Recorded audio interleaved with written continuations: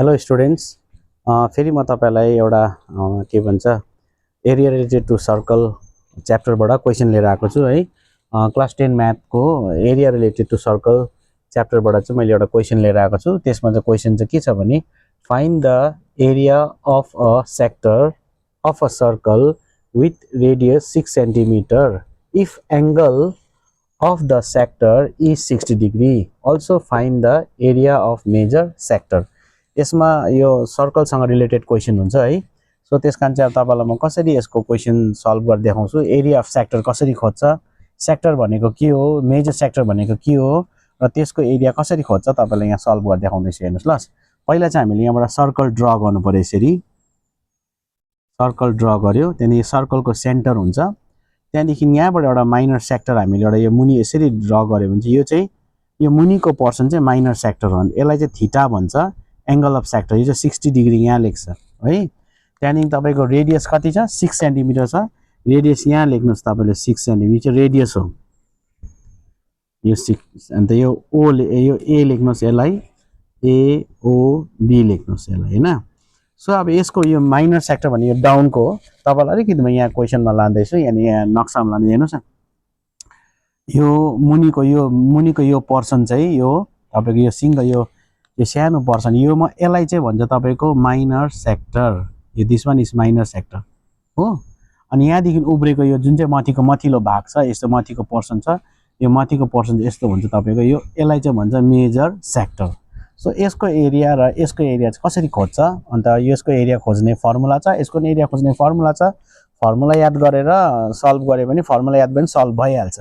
So तपाईलाई नक्सामा सर्कलमा चाहिँ यो माइनर सेक्टर र मेजर सेक्टर छ, यो दुईजनाको एरिया खोज्नुपर्ने छ। सो कसरी खोज्छ अब यहाँ तपाईले हेर्नुस् ल, म देखाउँदैछु तपाईलाई यहाँनिर कसरी गर्छ भनेर। सो अब यो भइहाल्यो।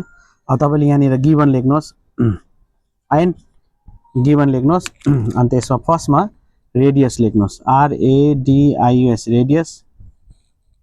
रेडियस 6 सेन्टिमिटर लेख्नुहोस्। त्यहाँदेखि एंगल अफ सेक्टर है, ANGLE angle of sector. Angle of sector लेखेर थीटा लेख्नुहोस्। यो चाहिँ थीटा इक्वल टु 60 डिग्री है। अब तपाईको म अब देखाउँदै सल्भ गरेर। अब फर्स्टमा नम्बर 1 मा area of the sector, area of minor sector भने मुनिको area of minor sector, area of minor sector equal to formula छ theta by 360 into pi are square. यो चाहिँ फर्मुला हो माइनर सेक्टरको एरिया निकाल्ने। सो थीटाको जग्गामा 60 डिग्री लेख्नुहोस्, डिभाइडेड बाई 360 इन्टु पाई भनेको 22/7 हो यो पाईको जग्गामा। आर भनेको चाहिँ 6 इन्टु 6 लेख्नुहोस् रेडियस। सो अब यो तपाईले 0 यो 0 क्यान्सल गर्नुहोस्, 6 1 जा 6, 6 6 जा 36, दिस 6 एन्ड दिस 6 क्यान्सल गर्नुहोस्। यो अब के बाँच्यो भने तपाईकोमा माथि चाहिँ 22 छ बाई 7 छ, अनि यतापट्टि 6 छ। मल्टिप्लाई गर्नुहोस्, 6 to 12 को 2, 6 to 12 अनि 1 जाँदा 113 भयो। 132/7 सेन्टिमिटर स्क्वायर भने यो चाहिँ तपाईको माइनर सेक्टरको एरिया आयो यो मुनिको। अनि यसलाई डिभाइड गरे भने तपाईले डिभाइड गरेर पोइन्टमा निकाल्दा पनि हुन्छ, तर म चाहिँ तपाईलाई डिभाइड गरेको छैन, यतिकै छोडिदिरहेको छु। तपाईले डिभाइड 7 ले 130 लाई डिभाइड गरेर यहाँ पोइन्टमा निकालेर राख्दा पनि हुन्छ। So now I have to find area of major sector. Minor sector त मैले निकाल्यो है।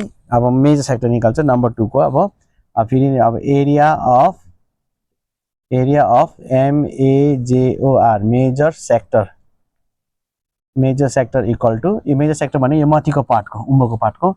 अनि फर्मुला चाहिँ छ 360 minus theta by 360 into pi are square. यो सर्कलसँग रिलेटेड भएको कारणले गर्दा चाहिँ पाई आर स्क्वायर लाग्छ। सो थीटा भनेको चाहिँ के हो भने चाहिँ यो एंगल अफ सेक्टर हो। अब लेख्नुहोस् 360 अन्त माइनस थीटा त तपाईकोमा 60 डिग्री छँदैछ, गिवन हो यो। मुनि 360 लेख्नुहोस् इन्टु पाई भनेको 22/7, आर भनेको 6 इन्टु 6। किन 2 टाइम्स लेखेँ अनि स्क्वायर छ नि त।